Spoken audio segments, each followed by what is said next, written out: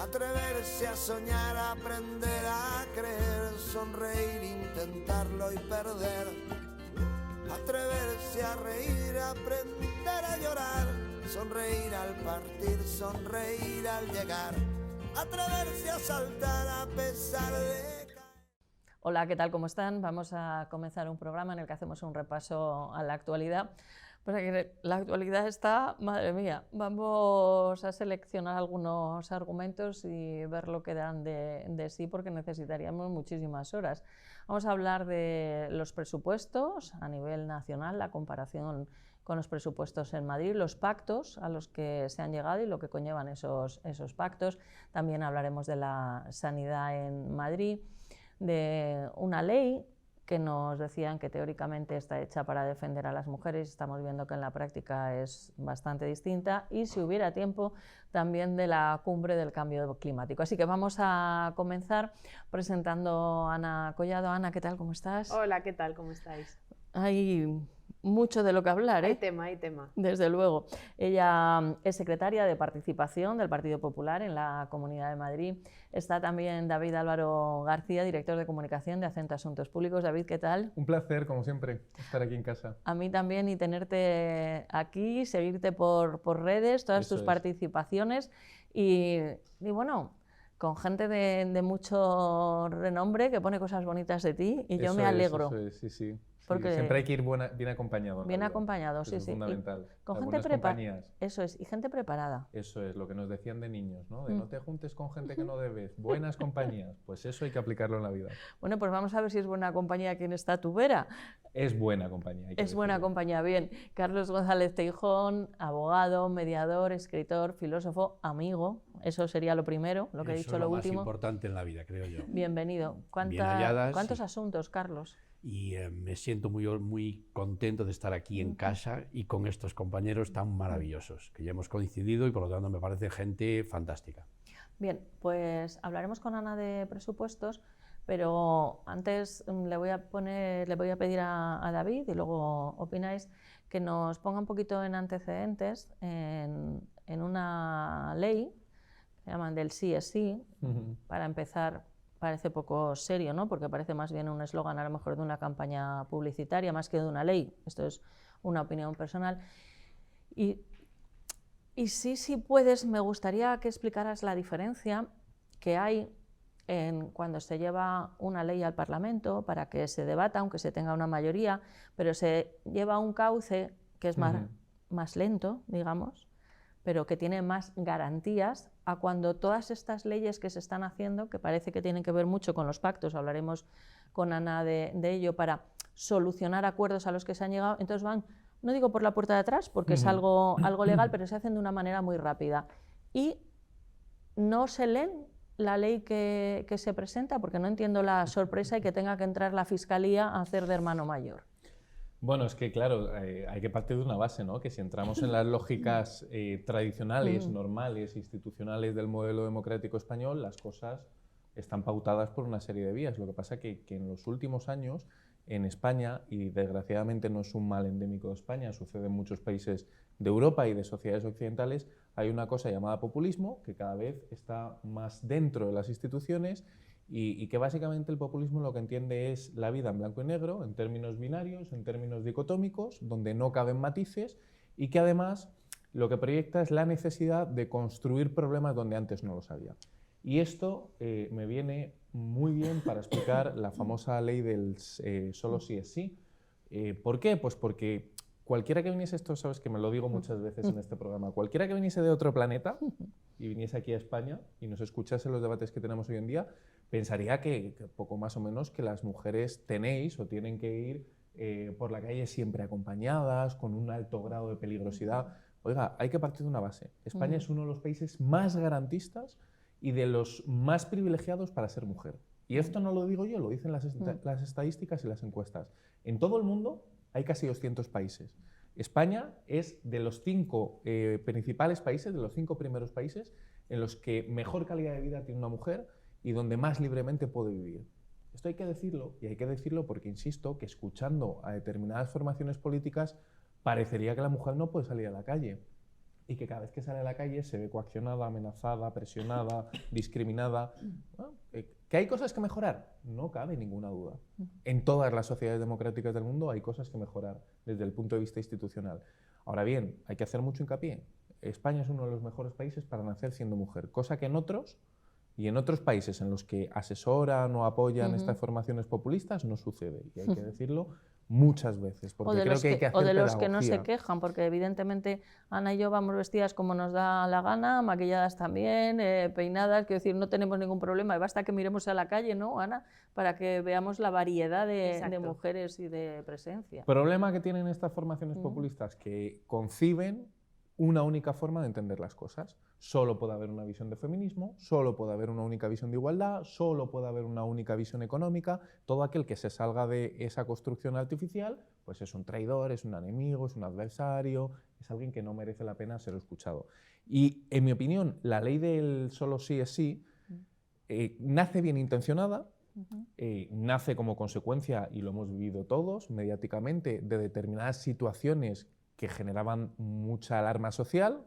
Estoy pensando en las manadas, estoy pensando en violaciones grupales, en situaciones muy lesivas, muy dañinas socialmente, muy tóxicas, muy negativas, y que había una alta demanda de incremento de penas, de mayor protección de la mujer. Pero claro, cuando tú inicias el proceso de una legislación nueva que teóricamente viene a amparar a las mujeres, y el objetivo que consigues es el que cualquier ciudadano, cualquier persona que nos esté viendo en su casa conoce, que es que las penas de prisión de violadores se vean disminuidas, que haya personas con penas muy gravosas que ya están saliendo a las calles gracias a beneficiarse de esta nueva ley, pues hombre, es muy significativo y muy llamativo. Y el problema de esto viene de que ya se avisó. Ya se avisó, ya la oposición al gobierno avisó en su conjunto de que esta ley tenía imperfecciones, pero no imperfecciones de matiz, tenía imperfecciones que generaban una peligrosidad muy elevada, como estamos viendo. No nos podemos olvidar tampoco, y esto también hay que decirlo mucho, y yo lo escucho poco en los análisis, que esta ley, si no le supuso el cargo, tuvo mucho que ver con que el ministro de Justicia, Campo, y la vicepresidenta del gobierno, Carmen Calvo, no están en el gobierno actual, porque fueron dos de las voces más críticas con la configuración de aquella ley. Está muy bien que lo digas porque ¿Y es esto verdad no que se no se dice? está diciendo. No se dice. Son dos personas que ya no están en el seno del gobierno por poner alguna crítica técnica y objetiva a esta ley. Por lo tanto, hay una cosa que no me gusta, que vemos también de manera muy habitual mediáticamente, que es la ley de Irene Montero. Bueno, la ley de Irene Montero y de todo el Consejo de Ministros. Claro. Porque me preguntabas antes el procedimiento. Esta es una ley que ha aprobado todo el Consejo de Ministros del Gobierno de España. Los 20 y pico ministros del Gobierno de España han aprobado esta ley. En ese Consejo de Ministros hay un tipo como Marlaska, que es un magistrado con una trayectoria muy amplia, con unos conocimientos jurídicos excelsos, que algo podría haber dicho. Y el propio presidente de gobierno, que es el que cesó, en última instancia él es el que cesó a dos personas que mostraron objeciones a esta ley. Por lo tanto, yo no hablaría de la ley de Irene Montero, hablaría de la ley del gobierno de España. Incluso si queremos de la ley de Pedro Sánchez, porque esto es así, en última instancia es él el que pone la firma a la ley, por así decirlo. Y es una ley que estamos viendo lo que genera, que ya no solo en la fase de tramitación parlamentaria la oposición, el Partido Popular a la cabeza, mostró su disconformidad, sino que es que además a día de hoy asociaciones de jueces progresistas que no son sospechosos, gente que apoyó la ley, que ahora también adopta una posición muy ventajista. Pienso en formaciones como los nacionalistas, como Ciudadanos, que en su momento votaron a favor de la ley y lo de que hoy en día Ciudadanos están diciendo esto es motivo de una moción de Claro. censura. Oiga, y Ciudadanos, ¿su problema perdona, cuál es? ¿Que no te se leyó la ley en interrumpo, su momento? con Eduardo Val, Claro. que vuelve a ser otra persona sí. con una formación específica. Sí, abogado. del Pero Estado. no se leyeron en su momento, no estudiaron la normativa, no estuvieron al cabo de la calle de la negociación que había. Es que yo no lo puedo entender, porque al final la única voz, o de las pocas voces que se ha visto claramente en contra de esta ley, ha sido la del Partido Popular. Sí. Y se les acusaba de fachas. Ahora ya, gracias a Dios o por suerte, vemos que facha ya son hasta los jueces progresistas, ¿no? Que son totalmente afines al gobierno. Bueno, pues yo creo que en la vida, en general, y esto Carlos sabe muchísimo y él podrá explicarnos mejor, en la vida cuando tú tienes una crisis tienes varias salidas, varias opciones. Una es la negación, otra es la transferencia de culpabilidad y otra es asumir las culpas, ¿no? Yo creo que en esta situación cualquier gestor público lo que debería es asumir que la ley está mal, porque tampoco podemos pensar que es que Irene Montero y el Gobierno de España ha llevado a cabo una ley de manera deliberada e intencionada para que los violadores salgan de prisión. No, no, me niego a pensar que cualquier servidor público tiene esa mentalidad. Ahora bien, cuando ves que lo que acaba sucediendo es eso, puedes ponerle soluciones. Y yo creo que estratégicamente, electoralmente y socialmente, al Ministerio, a la ministra, al Gobierno de España y al presidente de la Nación le hubiese interesado más salir públicamente, asumir que la ley no está bien hecha y poner todos los mecanismos del Estado de Derecho para que esto no vuelva a suceder y modificarlo. Ahora, negación. No, no, no, no. Todo perfecto. Todo perfecto. Estos son los jueces que están malinterpretando mi ley. Machistas. Hay que formar al juez. Es que ya es como el colmo, ¿no? Al profesor le estás diciendo es que estás dando mal la lección. Lo que tienes que hacer es volver a clase. No, oiga, será el estudiante que no ha estudiado. Claro. Entonces ya la culpa la tiene todo el mundo. Y luego, por última instancia, en última fase, encontramos la transferencia de culpabilidad. No, no, no. No es culpa mía, es culpa de los jueces, es culpa de la oposición, es culpa de la prensa. Tú como periodista también eres culpable, eres una de las señaladas por todo aquel que critica esta ley. Entonces, uno de hecho, se da cuenta de que... nos quieren regular lo que decimos y establecer las noticias verdaderas, según ellos. O sea, comunismo Pero en el fondo puro y lo duro. triste de esto es que esto no es algo nuevo. Yo he empezado diciendo que esto es populismo. El populismo entiende la vida así. Es el concepto desde Ernesto Laclau con el concepto tradicional de pueblo y élite o Carl Smith hablando de amigo-enemigo. Es la visión binaria, o estás conmigo o estás contra mí. Y entre medias no hay matices y nunca va a haber una asunción de responsabilidades públicas. Y en política hay que asumir responsabilidades. Por supuesto. Pues hemos hecho un planteamiento general y detallado, podemos decir. Vamos con Ana y luego con Carlos. Totalmente de acuerdo, David. Muchísimas gracias por contextualizar con tanto detalle. Dos matices a lo que has dicho. En todo el proceso, no solo la oposición se opuso, valga la redundancia, sino que órganos consultivos del Gobierno que por ley tienen que ser preguntados cada vez que se inicia un proceso de reforma legislativa, también advirtieron ya, estoy pensando en el Consejo General del Poder Judicial, el Consejo de Estado, o sea, no solamente la oposición, que como su nombre dice, se tiene que oponer, aunque también tiene por misión llegar a acuerdos, ¿no? por el bien de todos, sino que todos estos organismos avisaron, advirtieron. El tercer sector, todas esas asociaciones de las que tú hablabas, algunas con mayor insistencia lo hicieron durante el proceso y otras están empezando ahora a pedir que efectivamente se asuman los errores y se rectifique, ¿no? Claro. Porque casi que ya lo urgente es la rectificación. Si queremos luego ya hablamos de quién tenía la razón o quién se equivocó o de quién fue la culpa, pero por favor que lo paren ya por la vía por la que sea, porque claramente está siendo un perjuicio evidente para las mujeres especialmente, ¿no? Para en general todos, porque también hay violadores de hombres que tampoco les estamos prestando la atención que se merecen, pero en fin, que nos concentremos en solucionar semejante error y luego ya efectivamente hablemos de quién tiene la culpa, que para mí desde luego es evidente. Y el otro matiz que también quería hacer sobre tu relato, que evidentemente dejemos de llamarle ley Montero, es la ley de todo el Gobierno de España, apoyado por todo el Parlamento, salvo el Partido Popular y Vox.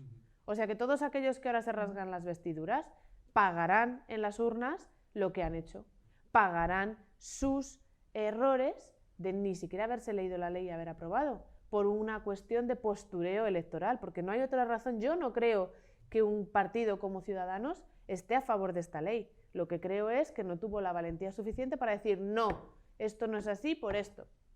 Y luego, por último, también quería decir para de alguna manera apostillar lo que comentabas del populismo, es que efectivamente pasamos de que la ley del solo sí es sí a la ley de que la democracia sí y solo sí a mí me interesa.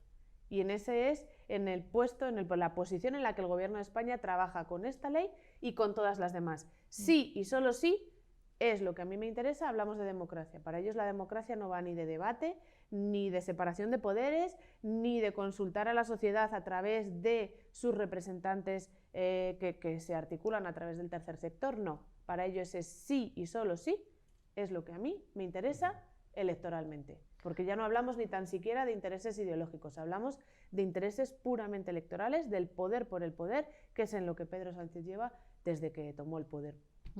Carlos, fíjate, como abogado, como filósofo, como escritor, Bueno, como persona, puedes... Pero es que lo han explicado tan bien y David siempre encuadra tan bien los temas que me sumo totalmente y lo ha dejado claro.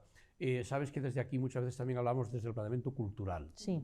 Y por lo tanto yo quiero verlo desde ese punto de vista cultural. ¿Qué tiene de enormemente bueno el que estamos enseñando a la sociedad técnicas jurídicas, la distinción entre el derecho y la ideología o el pensamiento, y todo eso lo van viendo en la práctica? La mejor forma quizás de explicar todo el enorme barullo que se está originando es lo que ha pasado ahora con la famosa malversación y Rufián. Es decir, tú puedes ideológicamente querer combatir la malversación y decir que en mi caso concreto, como me han acusado de malversación a los líderes catalanes, pues entonces quiero cambiar la ley. El problema es que automáticamente te dice, vale, pues mañana cuando salgan 2 de la Gürtel a la calle, a ver qué dices, ¿no? Claro. ¿Qué ocurre con el semáforo cuando regulas la ley de tráfico? Que el día que tú llegas al semáforo y está en rojo también tienes que parar y tú ibas con mucha prisa. Y yo creo que debemos explicar a las personas que nos están viendo y oyendo que eso es lo que está pasando. Lo que está pasando es que se han querido hacer una serie de cosas para pintarlas muy bien, se ha querido obviar la técnica jurídica que existe, que está ahí, y la consecuencia que ha originado, me ha encantado esta mañana, he leído un artículo, la Audiencia Provincial de Zaragoza, precisamente para querer hacer las cosas bien, se han reunido para adoptar un criterio, y han adoptado un criterio por unanimidad que consiste en aplicar la ley como los juristas decimos que hay que aplicarla. Si hay una ley, incluso con interpretaciones vagas, que es más favorable al reo, ha de hacerse así, no cabe discusión ninguna. Pero este es un tema que llevamos arrastrando desde hace mucho tiempo, es decir, cuando fue lo de la manada, yo fui de los que dije que a partir de ahora, mucha gente al principio no me entendió, luego se rieron, a partir de ahora lo que voy a hacer es que cuando haya que hacer un puente, cuando haya que hacer un edificio, vamos a hacerlo por suscripción popular, y que los planos los hagan los 20 primeros que lleguen a la manifestación. Porque claro, el problema es que de derecho en España sabe todo el mundo, y en vez de respetar una carrera de 30, 40, 50 años de ejercicio, que es un juez, lo difícil que es juzgar, yo que soy árbitro de consumo, llevo del año 87 juzgando temas de consumo, es muy difícil juzgar, porque las pruebas que tienes delante son muy pequeñas.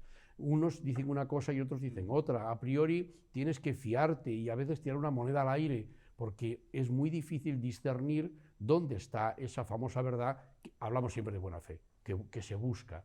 Pero aquí hay en la calle gente que dicta sentencias desde la calle con una técnica jurídica impecable. Entonces, claro, yo creo que lo que hay que hacer es educar, hay que formar y hablar culturalmente, tenemos que bajar todos los ánimos en todo y empezar a ser un poco más moderados, más respetuosos y pensar que qué querrán esos magistrados más que dictar una sentencia, incluso para su propia conciencia, justa. Y claro, que la respuesta, yo ahí sí me siento avergonzado, que la respuesta a un posible error o no, que tú has dicho muy bien, podría haber dicho, nos hemos equivocado, y eso es de humanos. Bueno, pues puedes no decirlo porque crees que políticamente te van a no votar, pero de ahí a salir, no, es que son machistas, no, es que son fachas con toga. Yo me siento avergonzado, porque entonces mañana cuando se dicte una sentencia por la cual se condene a un hombre, pues yo diré, bueno, ahí hay alguien feminista que la ha condenado al hombre siendo inocente, se reirían de mí si yo dijese eso, ¿no?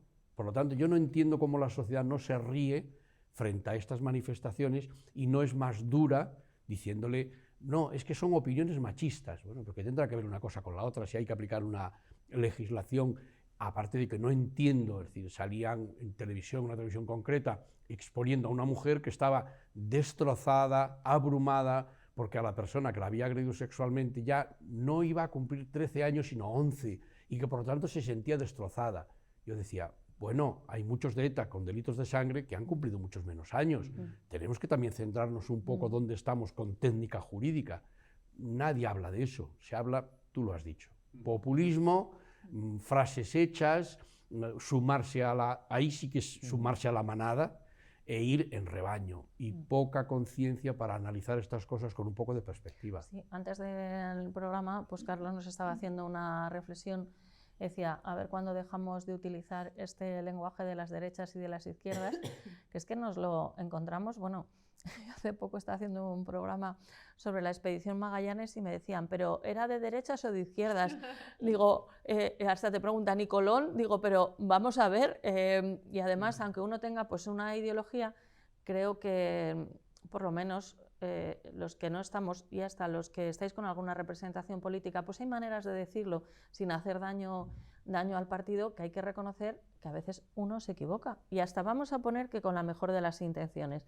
Pero escuchaba a una mujer como Cristina Almeida decir la siguiente barbaridad. Le decían, es que van a tener que cumplir menos penas todos estos que están en... Porque claro, se hace lo más favorable, como tú has dicho, Claro. al reo. O sea, todos los que están encarcelados, que ya inmediatamente están todos los abogados en España pidiendo esa rebaja de condena, y las nuevas que... Y dice, como si le hubieran dicho que sí quería un bocadillo de calamares, dice, bueno, pues si tienen que cumplir menos años, que cumplan menos años.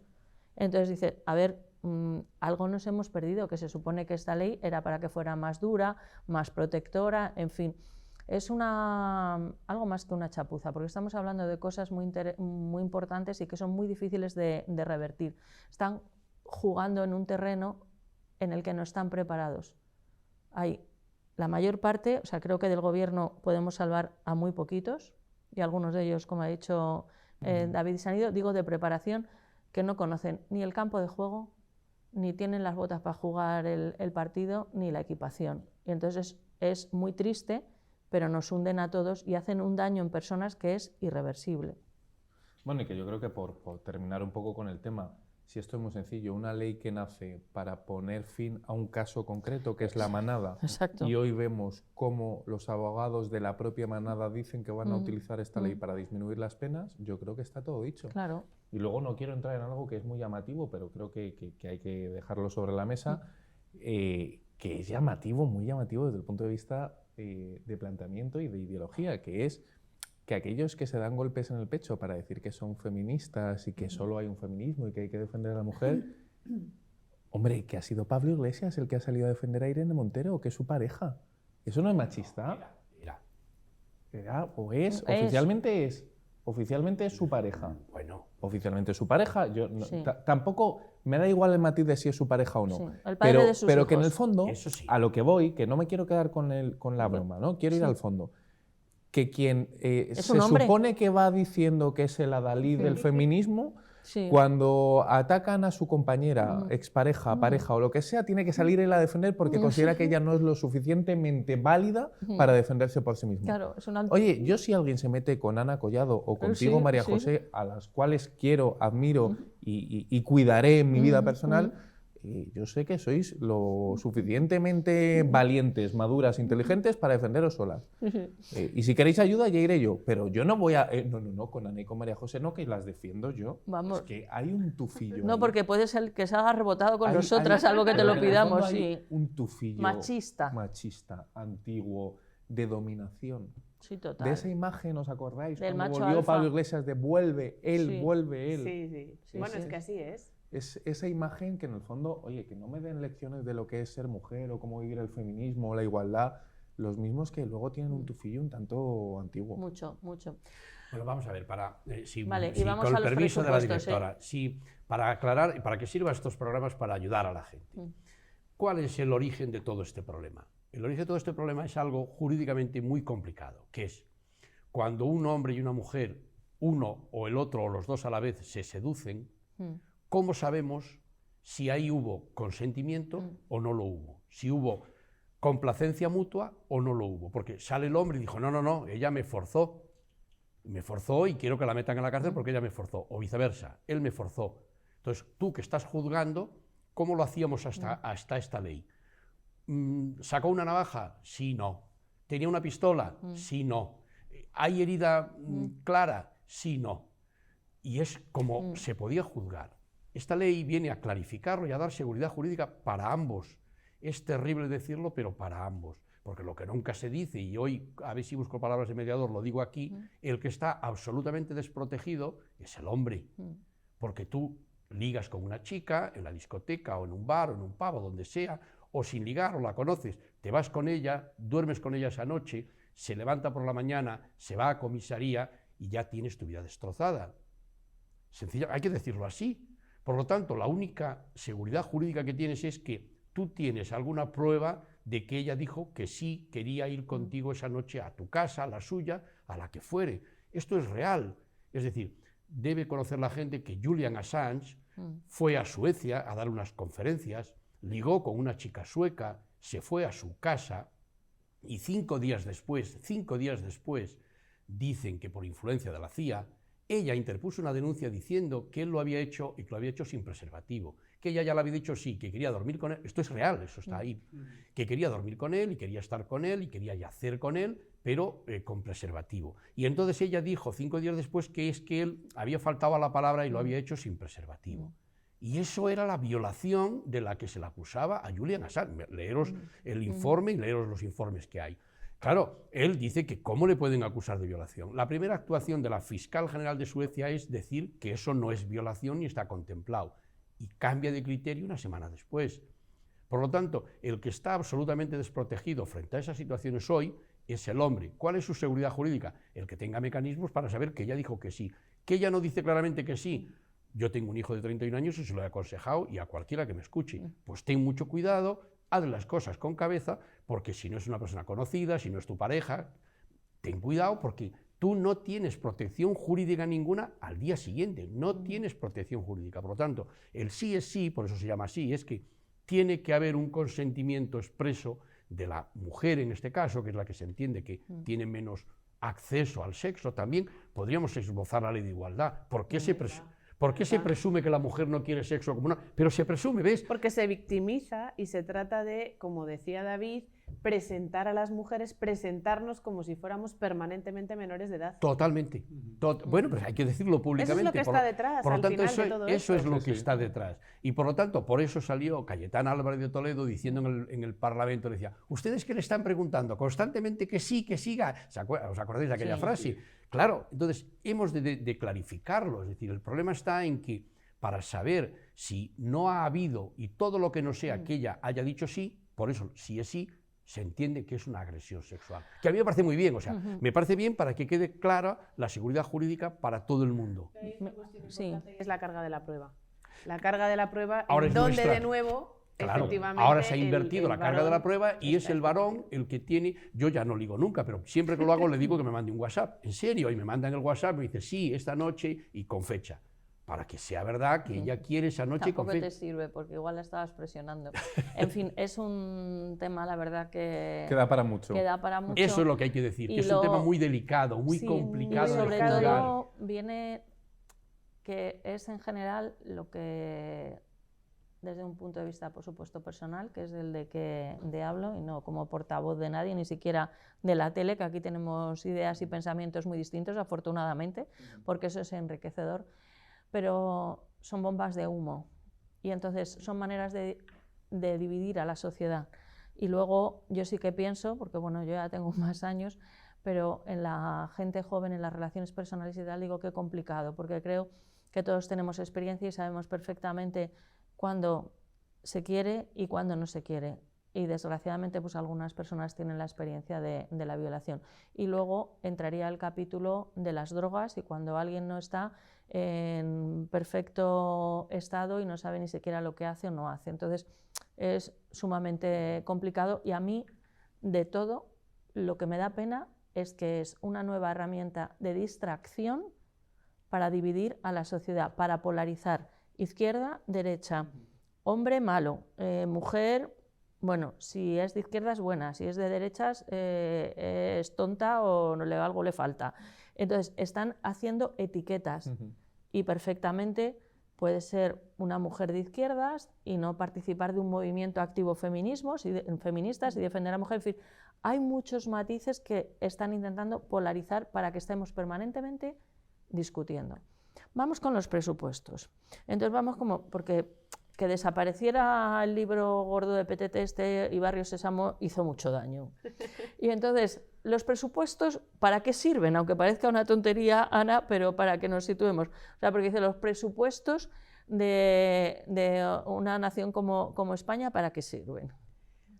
Pues te diría que los de una nación como España tenemos que diferenciar para qué sirven en teoría y para lo que están sirviendo en la Me práctica, parece por bien. desgracia, todos los demás años. En teoría, la ley de presupuestos es una de las más importantes de toda la legislatura. Es lo que, de alguna manera, coloquialmente, garantiza que la legislatura es viable, porque es el marco económico en donde se recoge todo lo que luego va a ser gestión. Es decir, están compuestos por una serie de partidas que se acuerda en el Parlamento que es en lo que vamos a gastar los recursos públicos, que son limitados, como es lógico. Entonces se pone un techo de gasto, se dice hasta aquí nos vamos a gastar y en estas partidas es en lo que vamos a distribuir dicho gasto.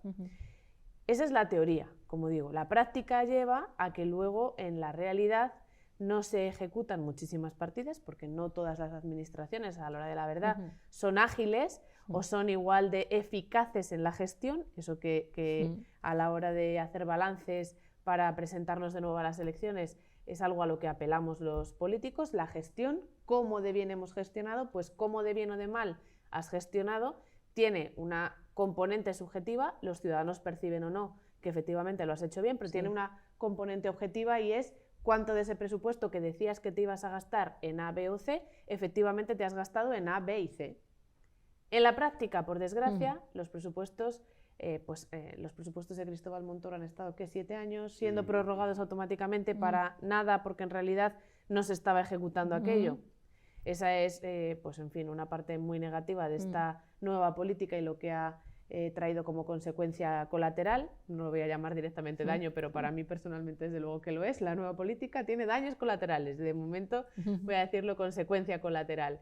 Y por desgracia, como digo, una vez que tienen nuevos presupuestos, en realidad es un nuevo marco para gastar y gestionar que tampoco es que se haya estado aplicando con rigor.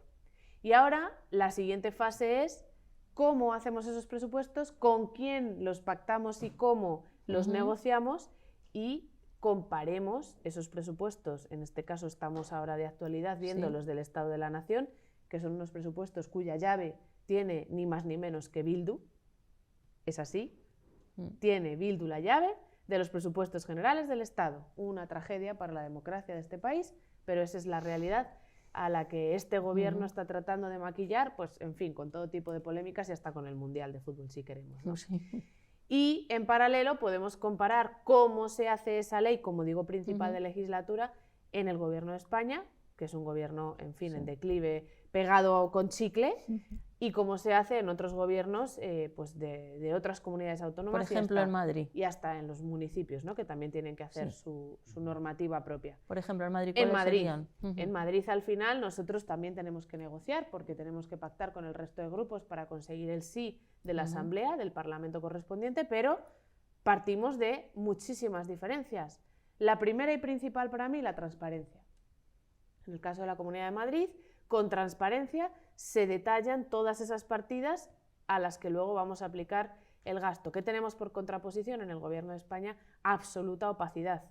Salvo lo que la ley por norma obliga y se quedan en el titular, no se desglosa al detalle y no se dice abiertamente cuáles son esas contrapartidas presupuestarias que hemos cedido a los grupos a los que luego les vamos a pedir el apoyo en el Parlamento. No sabemos lo que le vamos a dar a Bildu a cambio de esa llave mágica. De momento la Guardia Civil fuera de Navarra. Pero eso es algo simbólico, casi si queremos, una reivindicación con muchísima trascendencia simbólica, pero a la hora de los números no es lo importante. No es donde está el meollo de la cuestión, chicha, claro. ¿vale? Entonces, ahí es donde voy. Opacidad total, no sabemos con claridad cuáles son las partidas presupuestarias que van en esa negociación, que son el pago para el sí parlamentario.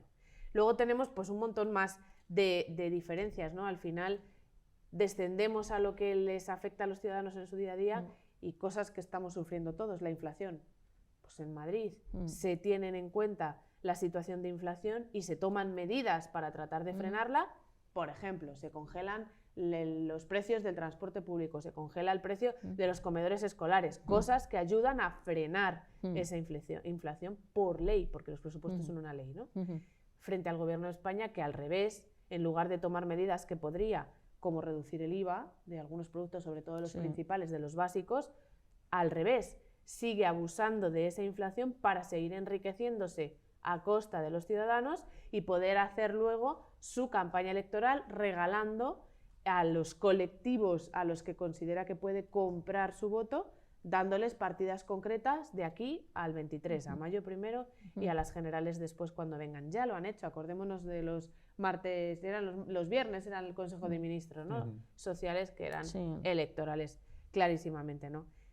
En Madrid se congela el sueldo de los altos cargos y de los miembros del gobierno, y en España se sube el sueldo del presidente y todos los ministros. Al final creo que esto da para que hagáis un programa específico de dónde están las diferencias entre Madrid y España, dado que se han aprobado a la vez, ¿no? Las estimaciones. En Madrid uno se toma en serio la estimación de ingresos, los economistas hacen su trabajo, los organismos independientes hacen el suyo, y sobre esas estimaciones reales luego puede haber acontecimientos sobrevenidos, pero de entrada la estimación es verosímil. Es que en el gobierno de España ni siquiera es verosímil, ni siquiera se lo creen ni ellos ni nadie a quien preguntes, ni Tezanos, no se lo creen ni Tezanos.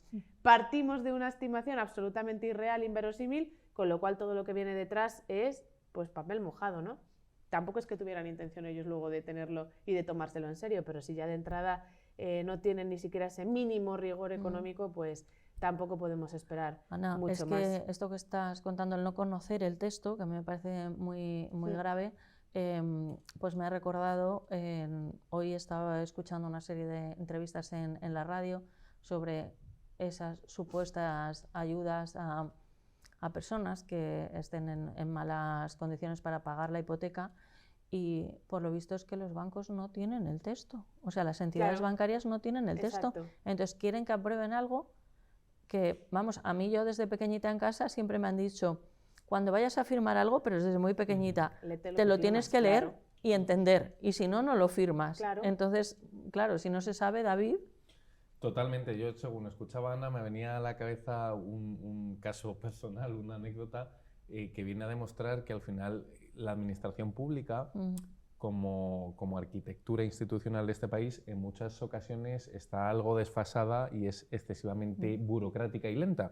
Y ahí o lo dotas de arquitectos que agilicen un poco y actualicen el edificio, o complica todo el procedimiento, ¿no? Y aquí en la Comunidad de Madrid, como decía Ana, pues hay arquitectos que sí que agilizan la arquitectura, pero en el Gobierno de España no. Y estaba contando que me venía a la cabeza un caso concreto de un familiar mío muy cercano, que ha sido uno de esos cientos de jóvenes que este año ha cumplido 18 años y por lo tanto el Gobierno de España le ofrecía lo que llamaban el bono cultural, este bono cultural que algunos jóvenes lo que han hecho es comprar videojuegos para luego venderlos en plataformas online, ¿no? Y sacarse. Que también hay que decir que un aplauso al ingenio español, hombre, de nuestros jóvenes, porque esto es una sociedad, oye, se buscan la vida, que de la, ¿cómo es esto, no? De hacer de la necesidad virtud, ¿no? Pues eso.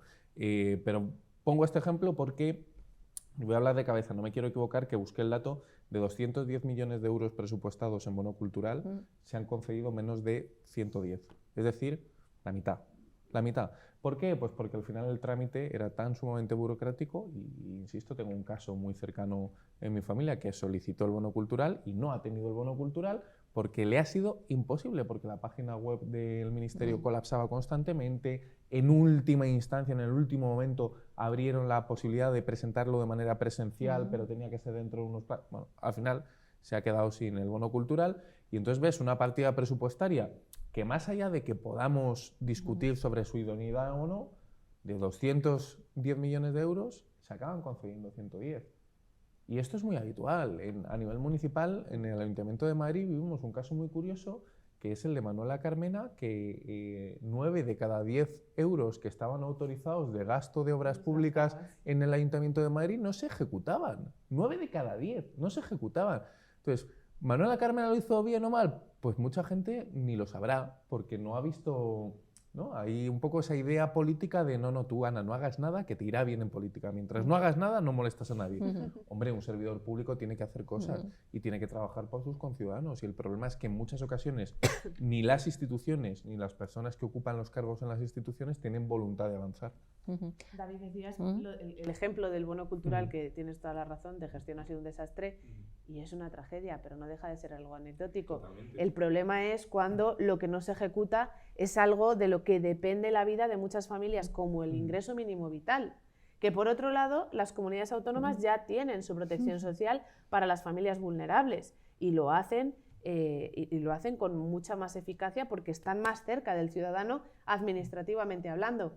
Pero, de nuevo, pues fuegos artificiales. Un par de tweets, un par de normas de aquella manera, no va acompañado del desempeño normativo real, reglamentario que tiene que tener luego después y de los equipos de profesionales que tienen que ejecutarlo, en este caso funcionarios, y al final has generado una expectativa en muchísimas familias para luego no cumplirla. O sea, esos números que no se ejecutan en realidad son expectativas defraudadas. Luego un dinero que se queda ahí en tierra de nadie. Y ahí va el problema, un dinero que se queda en tierra de nadie, que no es que ahorremos y estemos dedicando a disminuir deuda o no, no, que como no se ha gastado para eso, lo gasto para otra cosa que me interesa a mí más. ¿Por qué? Vuelvo sobre lo mismo, porque sí, solo a mí me interesa, está bien gastado. Hombre, no. Carlos observa desde Sí, su estaba sitio pensando privilegiado con una sonrisa que maliciosa. la ley de presupuestos, además, lo he leído, no es mío, es la ley más política de todas. ¿Por qué? Porque ahí es donde se ven dos cosas. Primero, la intención del político de dónde quiere poner el dinero en el presupuesto, y después, como muy bien estaba diciendo Ana, en la ejecución. Es decir, si tú quieres gastar más en sanidad o más en cárceles, pues se ve, es donde se ve es en el presupuesto, donde pones, si quieres gastar más en inversión o quieres gastar más en gasto corriente, pues también se ve. Si tú quieres contratar a más personas en la administración o hacer mejores calles, también se ve en el presupuesto. El problema es que, lo ha dicho David, ¿no? me lo quitan todo. Somos, yo quizás exagero muchas cosas y en esta también. Yo digo que en España el 80% pícaros y el 20% místicos. Entonces, es decir, o encuentras a gente que vive en las nubes, que suele ser el 20%, y el resto pícaros. Que bien sabemos jugar con las dos manos y tal. Tenemos que aceptarlo, aunque está aquí Ana y un ex, y me van a perdonar porque es un programa maravilloso. Los políticos en España son vendedores de humo, en todas partes, pero en España más, son vendedores de humo. No, señor. Entonces, tenemos que aceptarlo, yo no lo acepto. Entonces, yo me lo ha quitado de la boca antes porque yo iba a hablar del ingreso mínimo vital, es decir, cómo se ha vendido a bombo y platillo y cómo creo que se había ejecutado el 15 o el 20%. Nada. El 15 o el 20%. Como los fondos europeos, otra cosa igual de pura gestión. Claro. Entonces, pues, con esto sucede, con el bono cultural sucede lo mismo. Nosotros a través de Clave, hemos pedido que también la compra de revistas especializadas pudiera y ha sido incorporado. Por lo tanto... Qué suerte, los toros no han tenido esa suerte. Bien, pues bueno, ahí está pero bueno, pero eso es la política. Uno puede entender que sí y otro puede entender que no. Ahí está. Yo soy del norte y por lo tanto, pues bastante menos afición a los toros que en el sur, pero respeto a los del sur y los del centro. O sea Esa es la clave, el respeto. Claro, yo entiendo que hay que respetarlo. Por lo tanto, bueno, es la España que tenemos, a mí me encanta, es la mía y la defiendo, pero hemos hecho mucho desde el año 78 para acá y hay mucho que hacer y por lo tanto tenemos que trabajar en todas estas cosas. Yo lo veo desde el lado positivo y optimista. Y entre las cosas que tenemos que hacer, perdona que te cortes, que me ha dolido mucho lo de los políticos y vender humo. Yo no vendo humo, vendo, pero datos y cifras, y tienes toda la razón, que son una de las leyes más políticas, por cuanto efectivamente muestra esa intención. Presupuestos generales del Estado, solo un 50% está previsto que se destinen, ya veremos a lo que se destinan luego al final, pero de entrada nada más la mitad lo quieren destinar a las cosas que afectan directamente a los ciudadanos, a las funciones principales del Estado, defensa, seguridad, sanidad, etc., frente a un 87% en la Comunidad de Madrid. Creo que las intenciones, más allá de que evidentemente el balance de gestión es mucho más positivo en Madrid de lo que es en España, y no vendo humo, son datos, la intención también es mucho más cercana al beneficio directo del ciudadano y a garantizar su bienestar y este sistema que nos hemos dado entre todos en la Comunidad de Madrid que en el Estado. Esos son datos, Carlos, no son promesas, son datos de las leyes, de los números. Los padres también somos vendehumo, porque yo tengo 3 hijos, una está en segundo de carrera, los otros ya la han terminado, y están trabajando, y hombre, les he dicho claramente, estudia, vas a ser una persona, porque tengo 2 hijas y un hijo, de provecho, vas a hacer grandes cosas, vas a sanar a gente y tal. Luego, claro, se han hecho médicos y ven lo que cobran y entonces dicen, papá, ¿cómo me has engañado? ¿Cuánto humo me has vendido? O sea, todos somos un poco vendehumos. Bueno, nos quedan muy pocos minutos. Yo no como política, sino como madre, te digo que no vendo humos, que eres un hombre muy inteligente y que las generalizaciones son injustas. Entonces hay de todo en todos sitios y creo que tú se lo habrás dicho a tus hijos con la mejor de las intenciones. Es como si dicen todos los periodistas son no sé qué, que yo también lo oigo. En fin, son muy poquitos minutos, como 2 y 2, pero no podemos dejar de hablar lo del clima, como seguimos ahí. Vamos con la sanidad, que se habla de la sanidad en Madrid. Creo que deberíamos hablar de la sanidad en España, pero bueno, en Madrid concretamente, ¿a qué crees que obedecen todas estas manifestaciones y estos movimientos que hay? La sanidad siempre es un tema de debate, ¿no? Es uno de los pilares estructurales de cualquier democracia, de cualquier Estado, y por lo tanto es un tema susceptible de debate como lo es la educación. Ahora bien, hay que introducir un matiz, que es que desde la pandemia, según todos los análisis y todas las encuestas, los ciudadanos somos mucho más conscientes de la importancia que tienen los sistemas sanitarios, ¿no? Si antes de la pandemia podíamos considerar que el sistema público de salud era importante, ahora mucho más. Esto estadísticamente, no es una opinión. Numéricamente es así.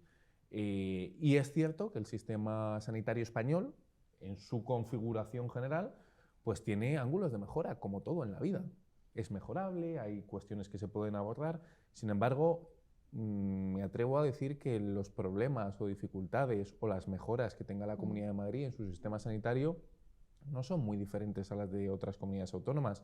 Pensemos en los debates que hay todos los veranos en Baleares con el problema de los médicos. Pensemos en cómo ha salido los sindicatos médicos en Cantabria diciendo qué pena que nosotros no tengamos una presidenta que se llame Isabel Díaz Ayuso porque hubiésemos tenido mucho más eco mediático. Pensemos los problemas, otro más de los problemas que tiene Extremadura, ¿no? Pensemos los problemas en Andalucía, en Cataluña, en fin, en cada comunidad autónoma hay sus problemas propios porque al final, en lo que es el marco general del Estado, pues hay ángulos en los que se puede mejorar y vectores en los que se puede trabajar.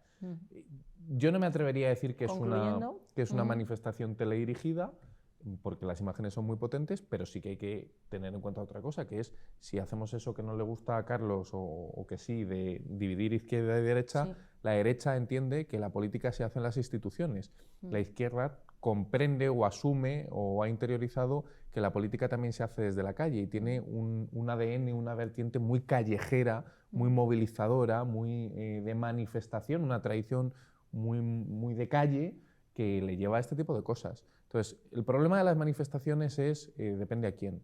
Hablábamos del solo sí es sí.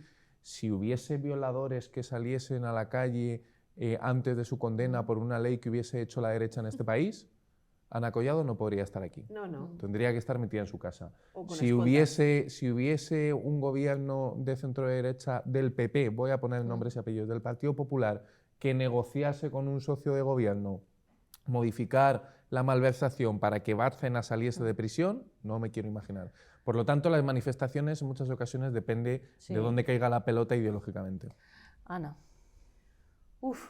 Fíjate, para pocos minutos esto da para mucho más. Solamente 2 cosas. 1, efectivamente hay un problema con la sanidad, que no viene de ahora y que no va a ir a mejor, va a ir a peor, porque está previsto que en los próximos 10 años se jubile más de 1/3 de la plantilla actual que tenemos de profesionales sanitarios y no estamos reponiendo al ritmo al que esto está sucediendo.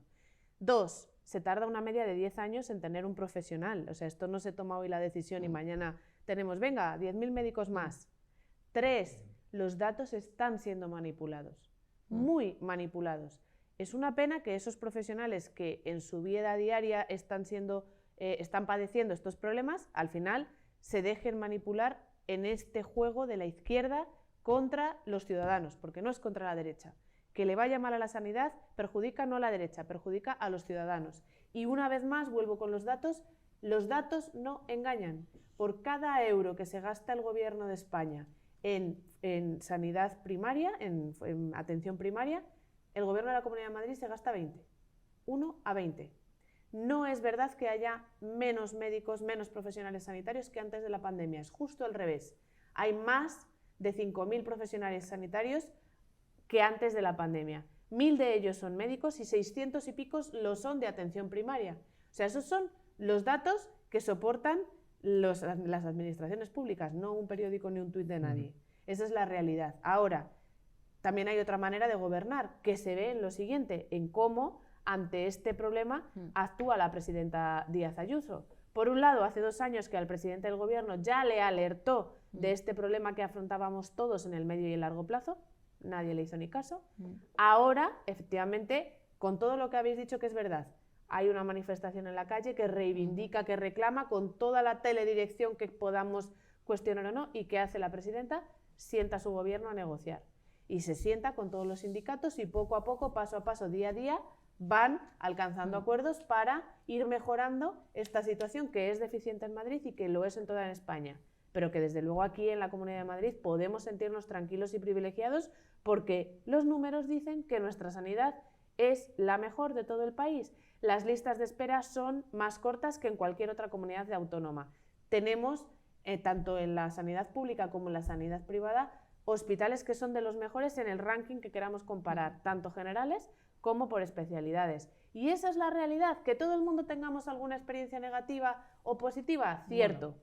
Que también hemos de hacer pedagogía y enseñar a no hacer esa generalización, sino a tratar de ver el bosque con todos sus árboles, por supuesto, y eso es a lo que tenemos que dedicar también parte de nuestro día para acompañar a que esa gestión sea más eficaz, acompañar a esos pacientes que son la parte delicada de todo esto y por supuesto acompañar a esos profesionales para que consoliden el reconocimiento público y profesional que tienen que tener y que eso vaya acompañado, como no puede ser de otra manera, de un reconocimiento económico, ¿no? Ana, muchísimas gracias por acompañarnos. Recordamos que Ana Collado es secretaria de Participación del Partido Popular en Madrid, que nos ha acompañado también David Álvaro García, director de Comunicación de Acento Asuntos Públicos. Carlos González de Hijón, seguiremos hablando la próxima semana, si quieres, algo también de sanidad, algo aportaremos. Del clima, en fin, de todo ello. Y como dice Carlos, estamos en este programa, ¿no? Y también queremos ayudar a los espectadores, pues compartir con todos ellos una experiencia personal, familiar, cercana, que he comentado por si no lo saben, porque hay veces que no tenemos toda la información y en eso sí que creo que tanto la Comunidad de Madrid como las instituciones deberían volcarse para que supiéramos los ciudadanos. Entonces, bueno, pues un familiar que tenía un problema urgente, importante de la vista y el oftalmólogo, estoy hablando de la Comunidad de Madrid, que digamos que le correspondía, pues tenía una lista de espera muy larga.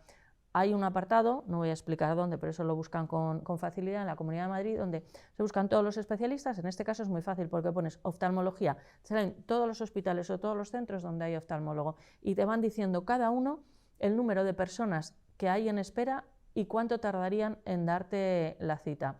Nosotros elegimos uno que nos convencía y que era prácticamente a la siguiente semana y luego la operación ha sido muy, muy rápida. Entonces quiero decir que uno, cambiando también de zona, que es una facilidad que tenemos, se puede agilizar, entonces que hay a veces información que yo creo que nos falta. Bueno, que... Gestión sobre la base de la libertad, María José. Total. Que nos vamos, y si me permiten una última recomendación es que sean ustedes malos, pero puestos a ser malos, que sean muy, pero que muy malos, porque dicen los que entienden de esto que es divertidísimo.